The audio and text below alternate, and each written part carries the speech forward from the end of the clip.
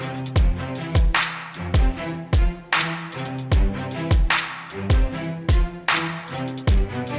First Century Diaries by Gene Edwards, the Silas Diary, Chapter 13.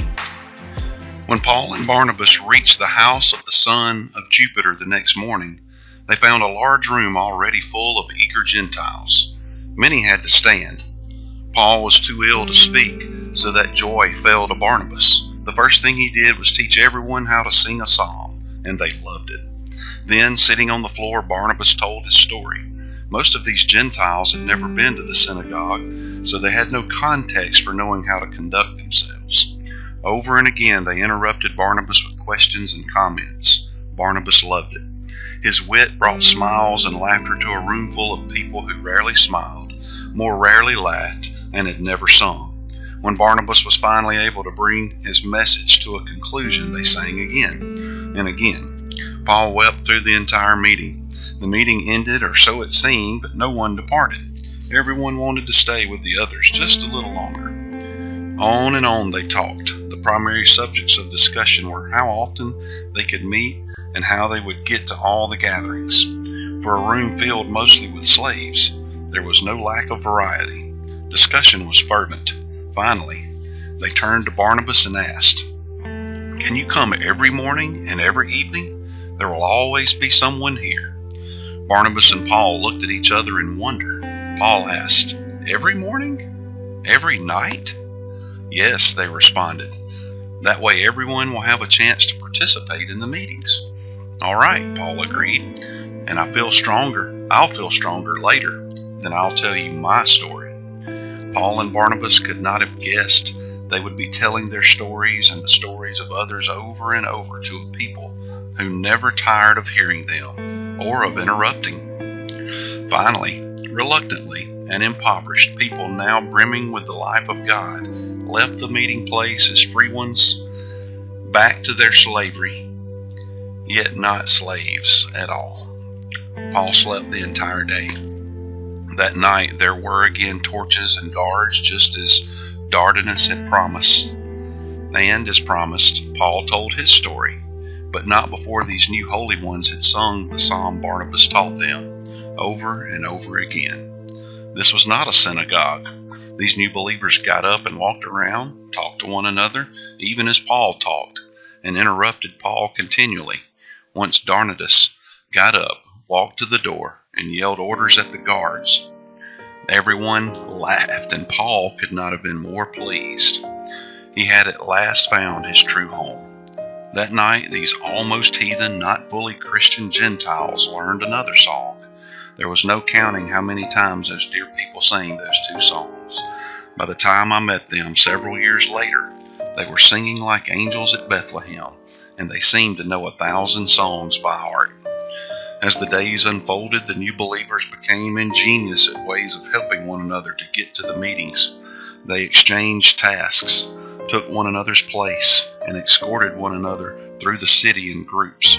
One thing dominated their lives above all else. They loved being together. Each morning and each evening they stayed longer and talked more. Little by little you could see their conversations turn more to Christ. Paul continued his slow recovery.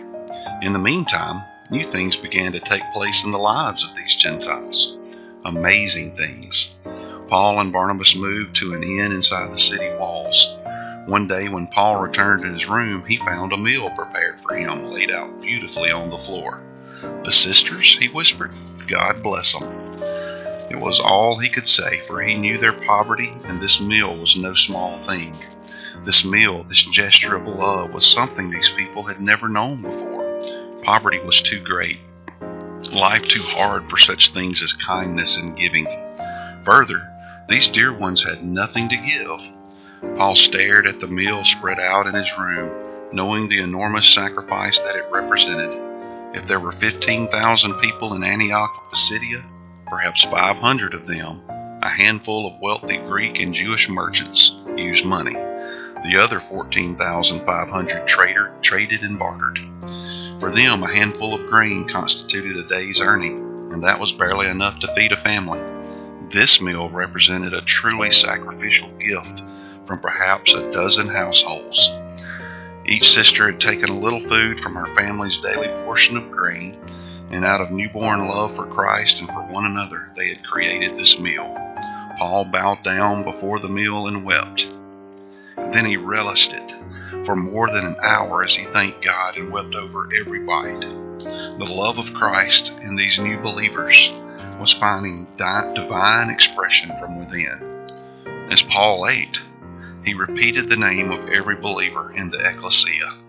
This deep, indescribable love for one another is known only by the people of God who are in the community of the ecclesia. I have seen it nowhere else. In a city such as Antioch of Pisidia, where most are slaves, those who are free are often worse off than slaves, for the slaves at least know they will have food to eat. The freedmen, slaves who have been set free, must go to the market every day at dawn in hopes of finding someone who needs their backs and hands. When they are hired, which is rare, they are given a choice of payment: 1 denarius or a single hand scoop of grain. In winter, on days of rain, and on many other days, freedmen find no work at all. During the course of a year, some who have rooms lose them because they have no money or nothing left with which to barter. During the winter, some barter all they own for food. In this region of Galatia, many slaves, when given the opportunity, refuse to be set free. Others, once freed and on the edge of starvation, sell themselves back into slavery. Hardship is a constant companion in the lives of these people. Such are the people who make up the community of believers in Pisidia. A group of people have become brothers and sisters, their new way of life wonderful and joyful. It is a way of living never before seen on the face of the earth. Yet God ordained that it come into being in this poor and remote region of Asia Minor. It is amazing as I look back to see how these holy ones take care of one another. If one brother finds a job in the marketplace and the supervisor needs more help, that brother runs to find another brother so he too can work that day. When several brothers work together, they work harder and better. They share a spirit of joy, often singing, often praising. Though the masters and supervisors don't understand it, they remember these men who work so well together. As they hire workers each morning in the marketplace, they search out these faces first. Some of the merchants have been known to say, today you work. Go find your friends, the one you call brothers, the ones you laugh and sing with. In the gatherings, brothers tell one another about possible places to look for a day's work. The next night, they tell everyone about how the Lord provided them a job, while the rest listen, rejoice, laugh, and interrupt. Nor were the brothers alone in this new way of meeting needs. This new life inside them was changing everyone and everything, affecting the women as much as the men. The sisters in Pisidia began caring for one another, a phenomenon unknown in the Gentile world. They care for one another in the most unexpected ways, in childbirth, of course, but also working together at the river and in their homes and rooms. Those who have no home and have to sleep in the forum are especially cared for. Any sister who becomes sick is soon cared for throughout the night and day. I have often seen the sisters working together in the fields, caring for one another's children, sharing vegetables and grain with one another, or cleaning rooms together. Sometimes they meet only to sing, to talk, to cry, to care, and to be cared for. If one somehow manages to have more than a day's supply of food, they often come together and prepare one big meal so all can have a good meal that day. All of this happened without Paul or Barnabas ever telling them that this is what believers in ecclesia just naturally do together. Amazingly, all that I relate to you here emerged spontaneously within only a few weeks after their redemption in Christ. In the brief 4 months that Paul and Barnabas were in Antioch of Pisidia, their wonderful new way of life had become a natural part of their lives. One incident that took place during those early days was told to me again and again, and always with laughter and joy.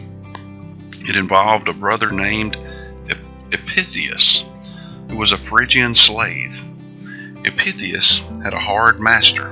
One day he did something that displeased his master, and at the close of the day he was terribly beaten. That night, bloodied and scarred, Epithius slipped quietly into the meeting.